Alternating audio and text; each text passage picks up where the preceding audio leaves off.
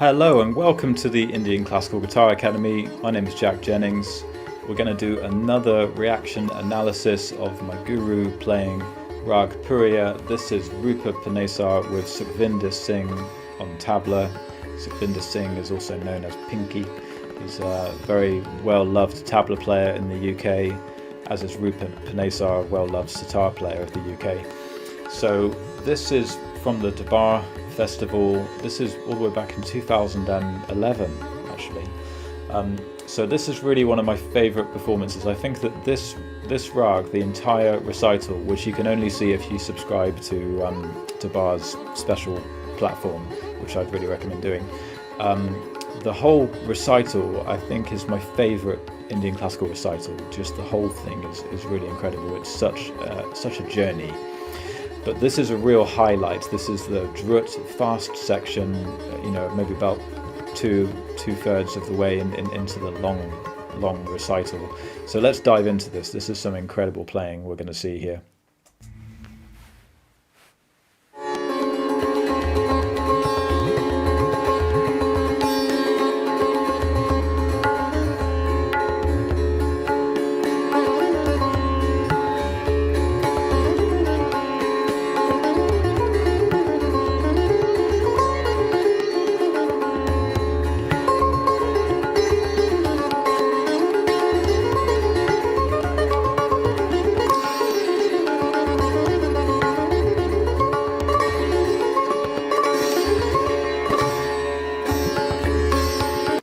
That's a good place to pause for a moment, and then we'll go back. We'll go back, and then I'll just point out where's the beginning of the cycle and just little things about melodically or rhythmically what's happening. We're just going to break this down as we go. So first of all, you should understand that it's in a 16-beat cycle called Tintal, but this is Drut Tintal now. This is the fast version of Tintal. It can get way faster than this, but this is considered Drut high speed. So I'm going to be counting on my fingers to show you where we are in the 16-beat cycle. So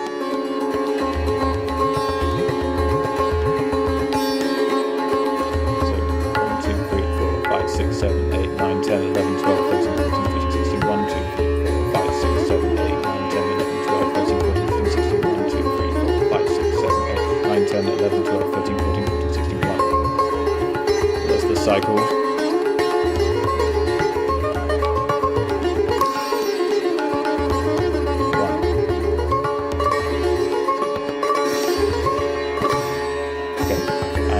That was a little Tihai that she did. So a Tihai is a phrase that you play 3 times to land on the first beat. So let's just go back and spot that again. Once you get used to hearing these different Tihais, then you'll start to notice them, and they're a way to round off one idea, finish that idea with something that leads you perfectly to the first beat, and then you can continue on from there and develop a new idea.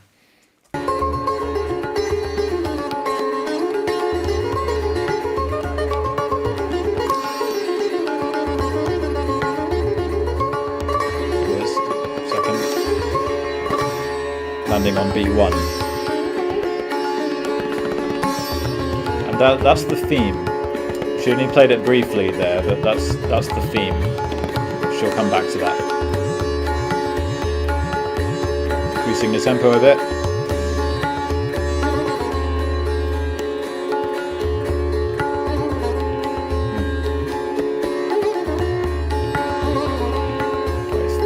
Like a theme in variation there.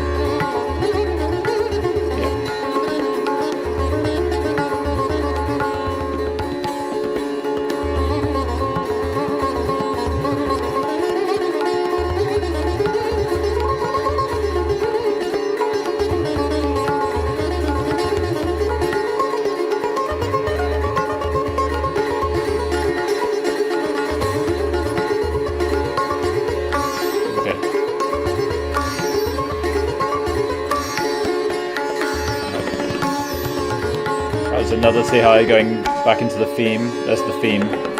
Okay, so let's go back a bit there, because there's a lot of really interesting things happening there. She's coming up with a little idea, this da-da-da-da-dun, da-da-da-da-dun, and that's a little theme. There's a little theme in variations. So you'd come up, I mean, theming variations is kind of a Western classical term, but it's a similar concept here. You have this idea, and then you develop it and you move it around, but then she sort of compresses it and then leaves it and then takes the gaps away. So you start just hearing this kind of continuous stream of notes, but it's coming from this, the sort of root of this first idea that she's developed. And then that developed into another Tihai that then led back to the theme. So these are all different things that happen for an Indian classical recital that give it the structure, and eventually you'll start to identify these things, and it kind of guides you in the thought process of what they're really doing. Right, so there's a theme. Let's go back a little bit more. There it is. And again, same note. Moves it up, moves it down again. Higher, right, and then kind of compresses it together.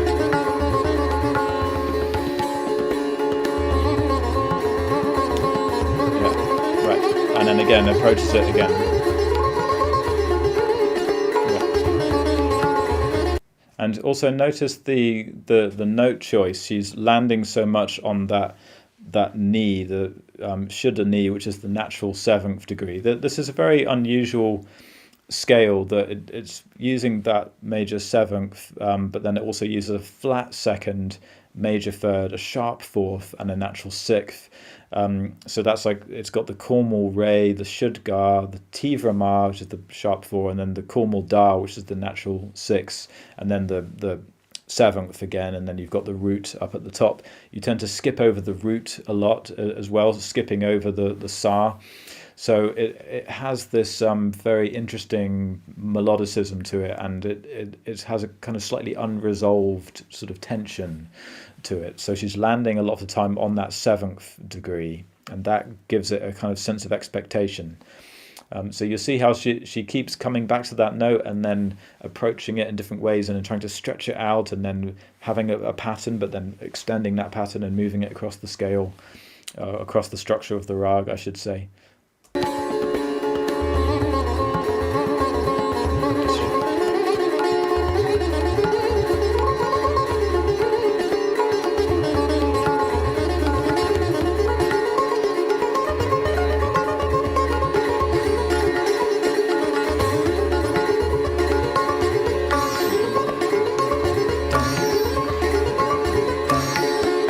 There was the Tihai, and then back into the theme. Okay, so let's hear that again. Yeah, and also you should try to hear that there's different units that are within these phrases. So they're long phrases, but in there's a point where you're going 1 2 3 1 2 3 1 2 3 1 2 3. So at times it could be 1 2 3 4 1 2 3 4, and then it's 1 2 3 1 2 3 1 2 3 1 2 3. So this is all packed into a long phrase, but it's made up of these different units. And from my experience studying with her, she would put me through all kinds of rigorous practice methods where you would group the phrases in all different ways, 5s, 6s and 7s, and then you'd combine them, and then you juxtapose them, and you'd be always searching for different ways to create phrases, and then eventually it becomes a very fluid facility where your phrases are naturally very multi-layered and rhythmically varied in terms of the sort of rhythmic groupings that you're putting within that continuous stream of consciousness. So eventually you'll pick out all kinds of things like that.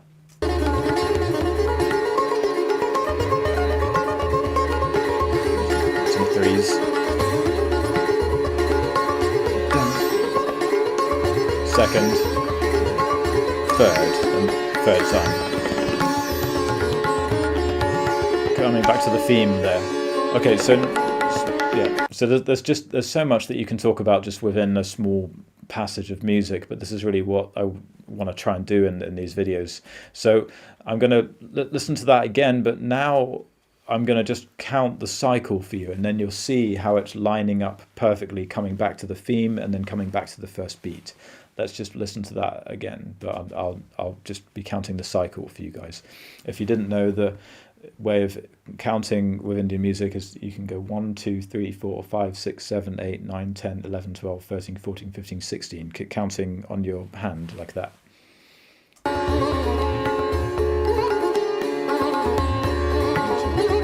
6, 7, 8, 9, 10, 11, 12, 13, 14, 15, 16, 1.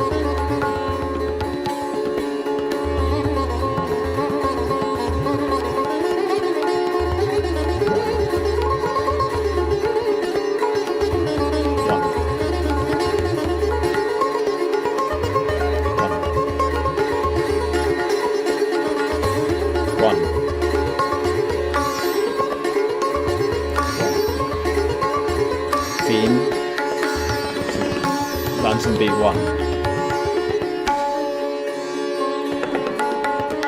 Right, so now she's repeating that theme, so she's keeping time while the tabla does a solo.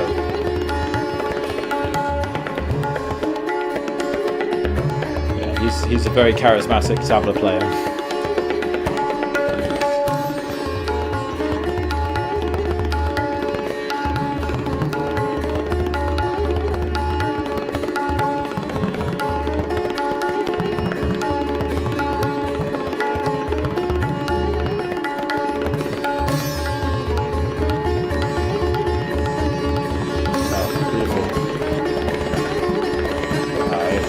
Really building the energy.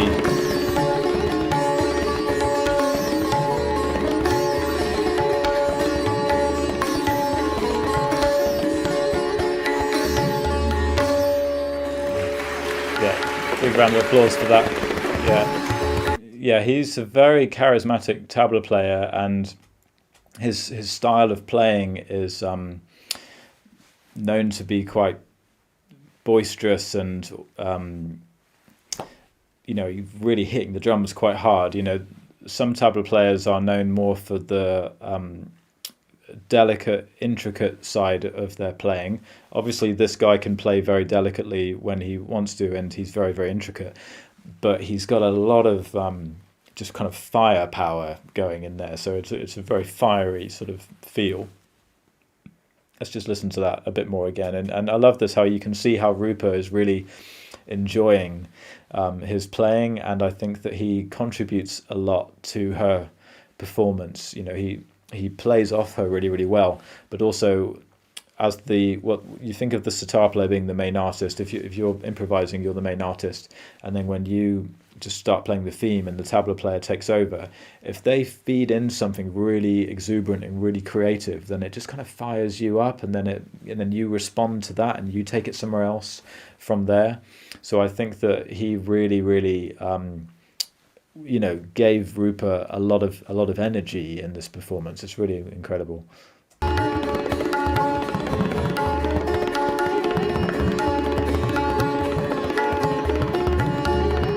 She's really enjoying his playing.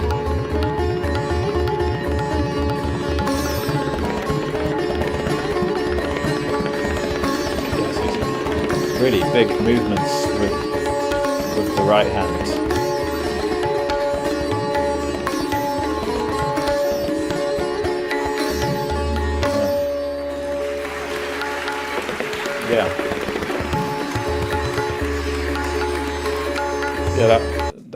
That was interesting. It didn't sound like such a planned ending as well. It sounded, I mean, of course he landed on the first beat there, but it sounded more kind of spontaneous. It sounded like he was just doing something in the moment. It was just kind of pure energy. Some tabla players have more of a very sort of mental approach to it, and everything sounds very, very calculated, and a lot of tabla players play sort of pre-composed things. I mean, they're improvising, but they're using a lot of pre-calculated rhythms that they know line up perfectly, whereas it really sounded like he was just fully going on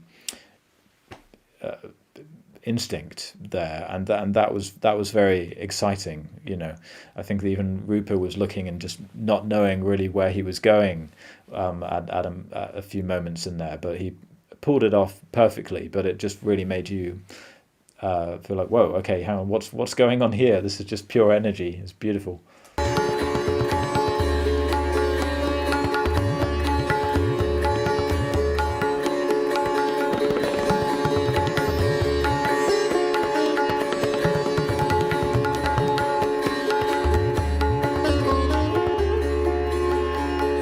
Easing off a bit there, quite a bit of space. Right, and now Roopa's working her right hand more, creating this nice rhythmic flow. Right, again, kind of theme and variations.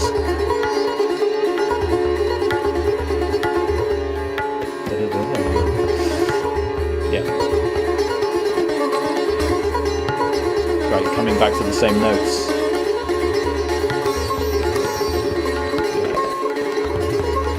Wow, that was so really nice group of fives that she did, moving up there.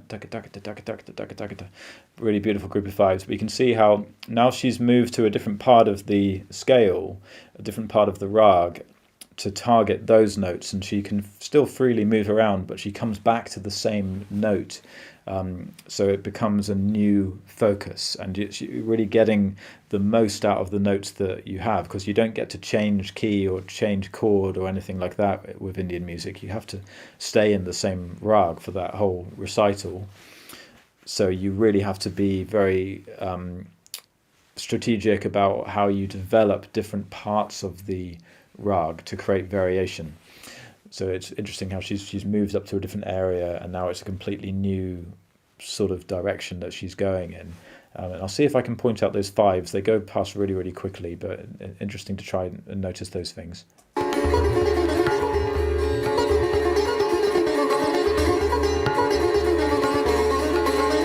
There are they. Yeah. You can catch those again. So many details, really.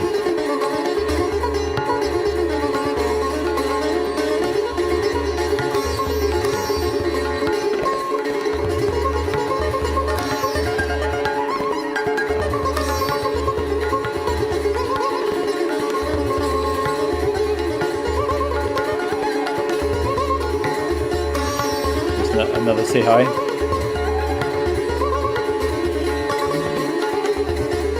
Last repeat. Right. So you might be wondering when you're listening to that, okay, how come the tabla player just suddenly stops? How do they know? It's because the tabla player, he's listening, and then he knows that she's playing a Tihai. So tabla players get very good at noticing what the sitar player is doing, and then knowing how to catch the end of that rhythmic phrase, that rhythmic pattern, and then sometimes they can just tell, okay, here's the moment, abrupt stop. So there's that very common language that's been developed there. So I'll just point out the Tihai again, where that comes in, and I'll see if I can catch those fives again. They go past so quickly.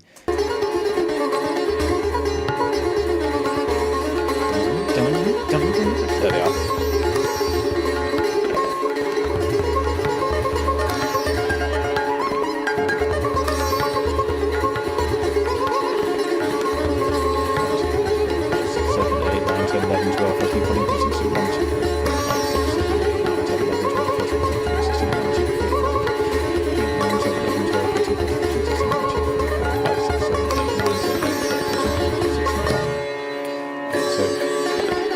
Kind of quite difficult for me to count at that speed, but you could see how that came back to the first beat, and so that Tihai started on beat number 1, but it's interesting because the different repeats of the Tihai come at different points in the cycle, so it has a rhythmic complexity to it.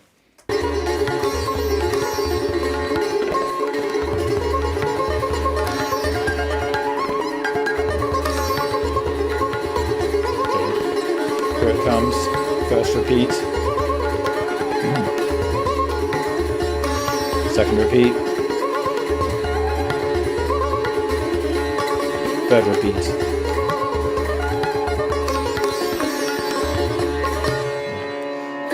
And it's quite common to do something with the third repeat to change it a little bit, so it's still working within the same time frame, but she was doing this like this kind of that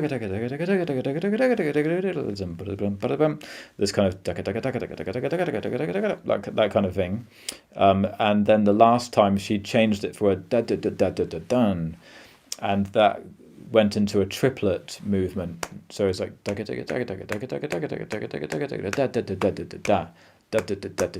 so it sort of breaks the speed, gives you much more of an offbeat rhythmic flavor to it, and then it just has even more impact when it lands. So it kind of breaks the expectation a little bit. It's not the same.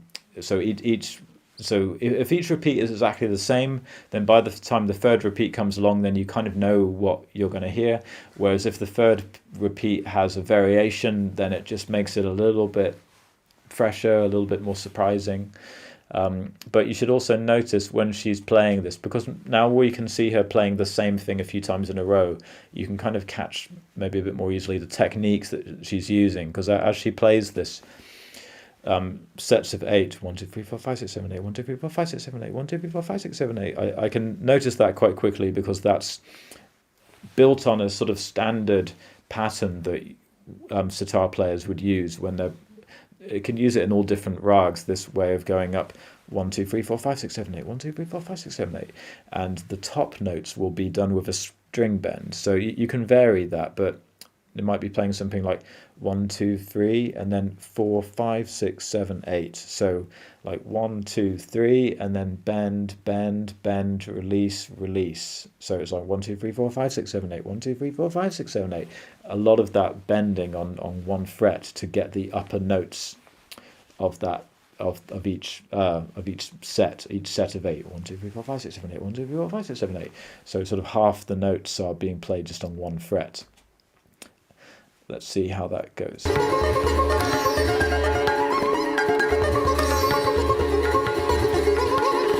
here it comes. 2 4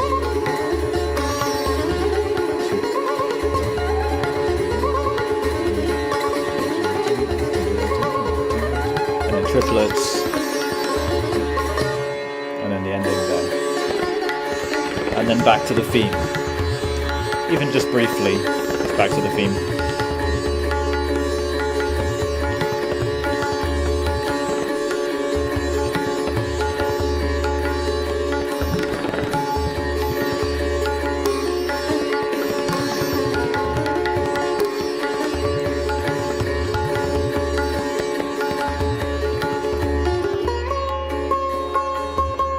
Yeah, nice. Leave a bit of space there. She goes a bit more into this kind of spacious lyrical style of playing, focusing more on the sustained string bends.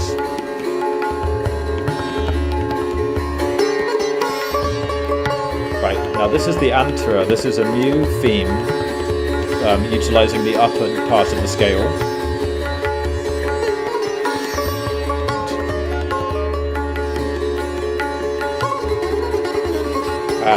Brilliant. Let's hear that again. So now she's got this new theme going. And now she'll use that theme and then start inserting these fast runs just in time to come back to the theme again.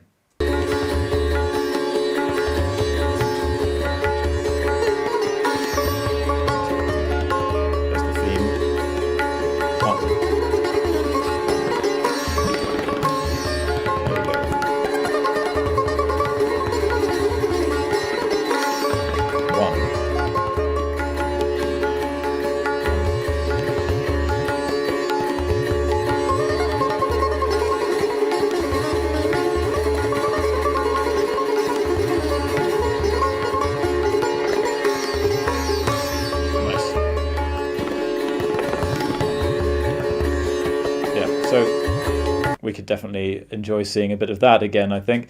But when it gets to this speed as well, it becomes very difficult to actually count like 1, 2, 3, 4, 5, 6, 7, 8, 9, 10, 11, 12, 13, 14, 15, 16. You can't really count that fast, or at least I can't. The way of speaking with the tabla bowls would be like da din din da da din din da da din din din da din din da da din din da din din da din din da din din da.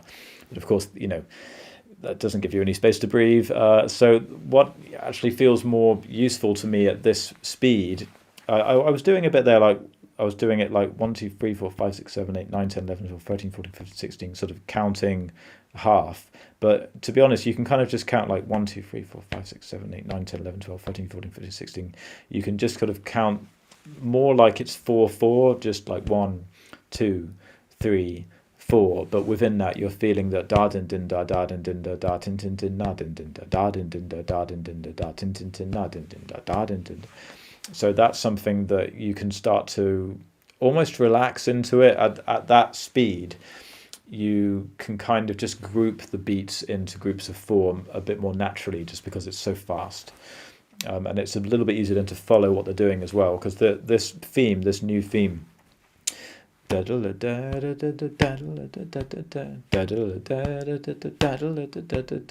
starts on beat 9, like halfway through the cycle.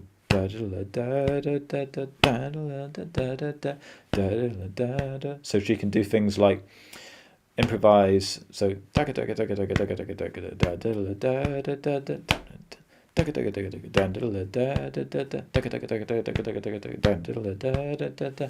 and that gives you a very clear space to improvise with. So let's hear that again.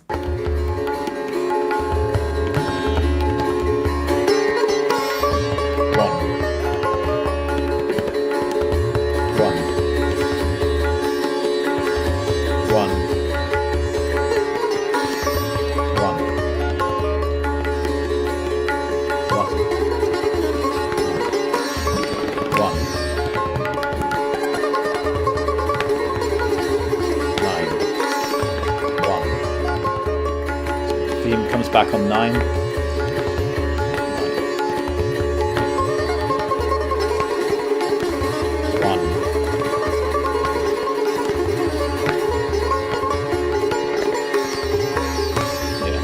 Really nice rhythms there.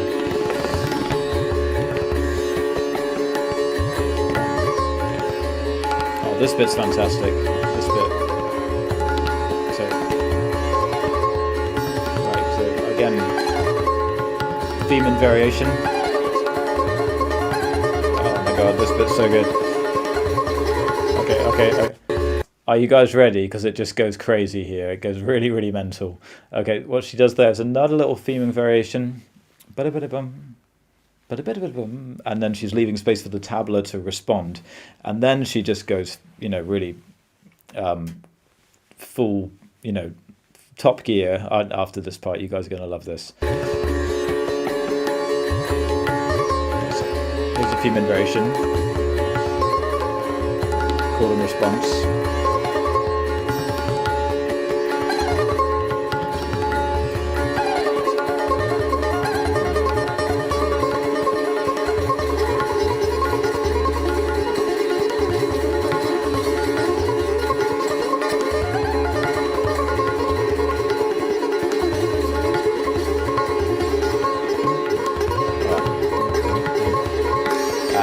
Theme on.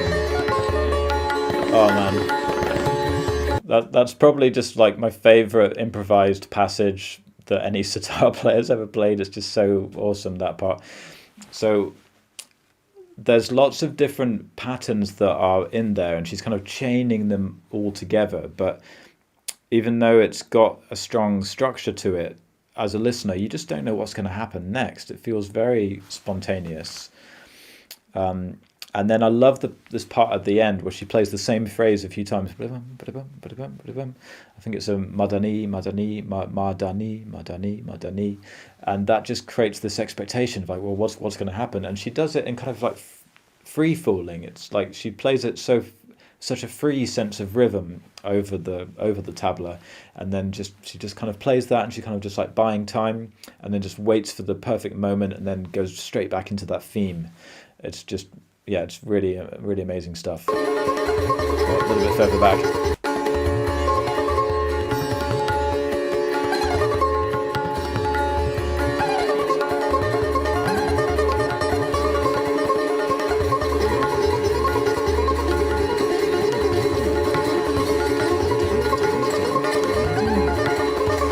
Hear the different groupings.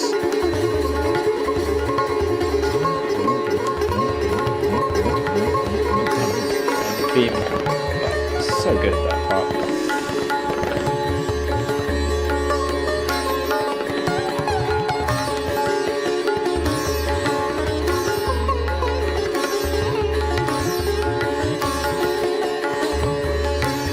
Yeah, back to the original theme. Another tabla solo.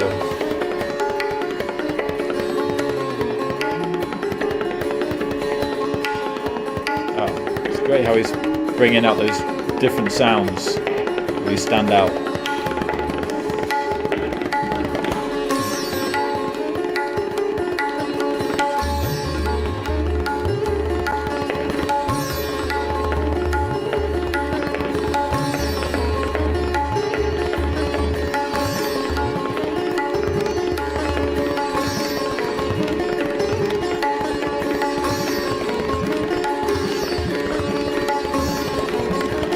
Whoa.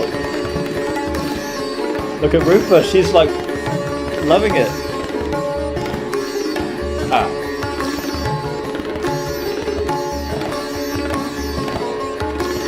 Wow. Oh.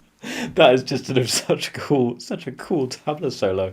It's just brilliant. It's like really energetic, kind of a quite aggressive playing. He's almost kind of heavy-handed on it, but he's so fast, and he's just leaving all of these gaps, so it's kind of unpredictable, and you don't quite know what's happening. And look at Rupa's face; she just really doesn't know what he's going to do next. She's really getting inspired by what he's playing, and I love the way I almost find myself kind of mirroring him, kind of like leaning in how he's playing his different patterns, and he's really expressing it with his body.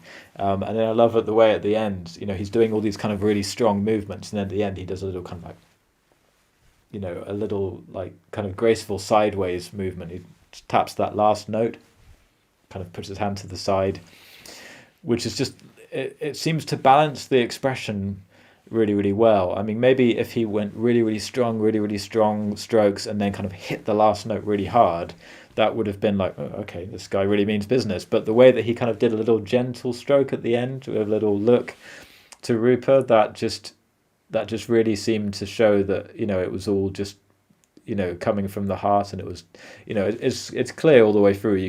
This guy's heart is just huge, but that just felt really brilliant. I love the way he did that kind of gentle little stroke at the end. It seemed like that was the perfect little just balance to that whole expression. So let's just hear that again. I just love seeing Rupa's expression as well, her reaction to it.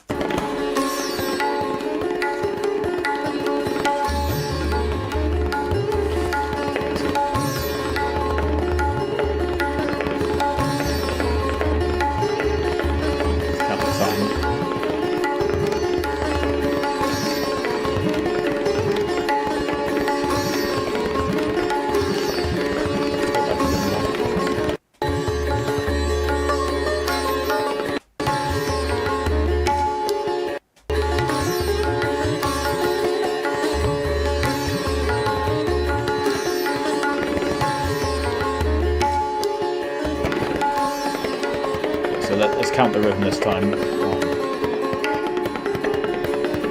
1.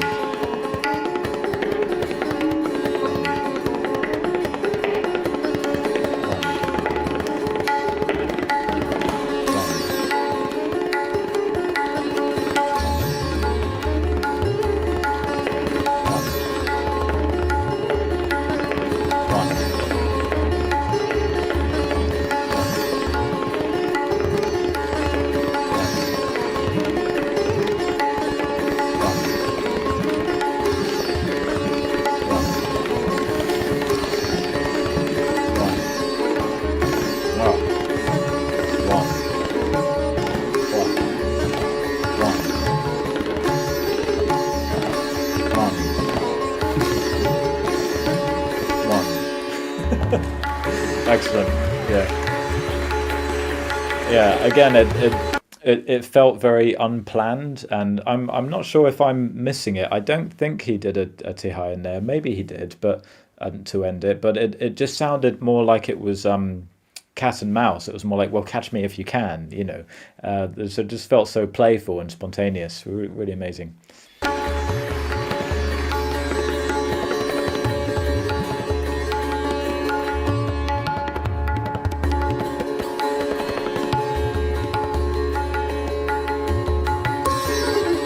Ah, okay, yeah.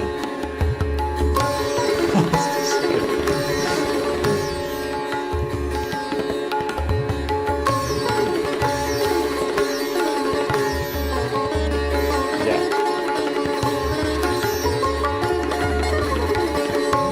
Oh, beautiful.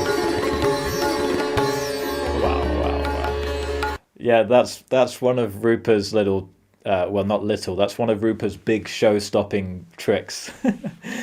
That's one of her moves. You know, when she really wants to do something crazy, she pulls out that sequence. And I love the way that when they're playing that, she's looking at him and she's being playful about, is she going to do it again? Is she going to do it? And it's suddenly bam, there it is, and he catches it every time. He's very good at reading her. So it's cool, you know, when you've got someone that's following you that well, you can actually be really playful and sort of push and pull the interaction, because you know that they're so in sync with you that you can actually play with, well, okay, what happens if I try and catch you out? Oh, you still got me, and then that makes it really fun. So it's great that they do that a few times, and then she does some beautiful improvisation, and then just plays this lightning run that goes all the way down, and then straight into that powerhouse phrase again. Ah, was that the first one? Oh, I want to see them all. Yeah, okay. So I have to catch all of that.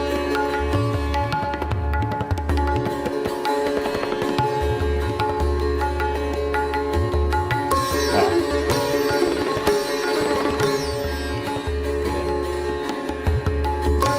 ah.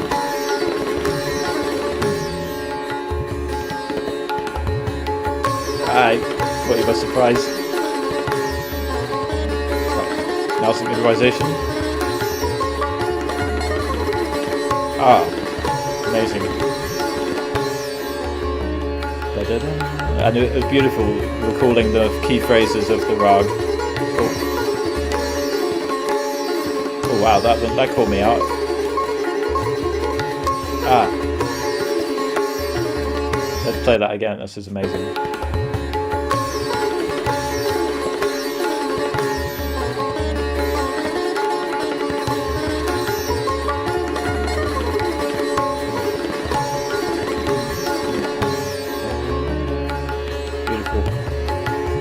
There's some more.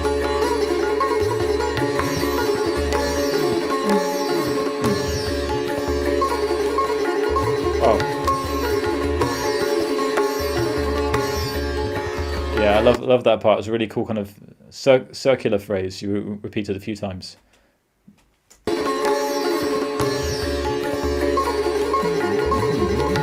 Yeah, excellent.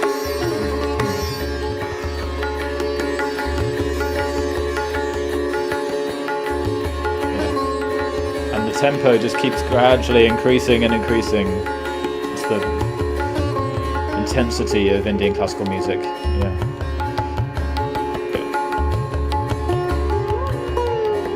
And now, speaking of intensity, here's a little moment just to space things out a bit more.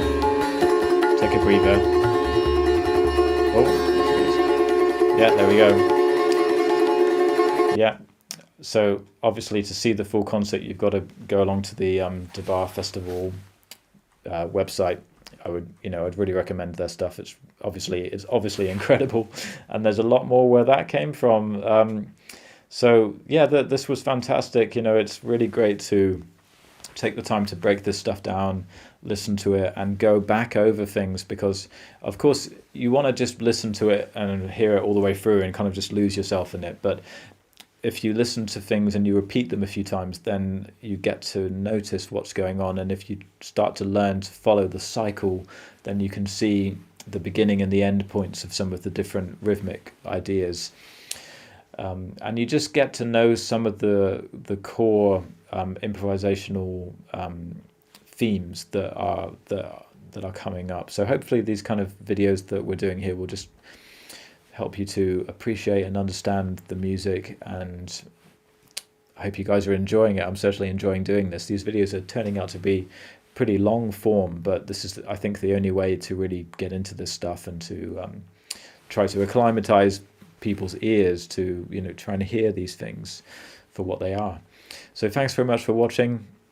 Please comment and subscribe and like the video, because I'd really love to develop the channel and keep doing more of these videos and get it out to a bigger audience. So thanks very much for watching, and see you next time.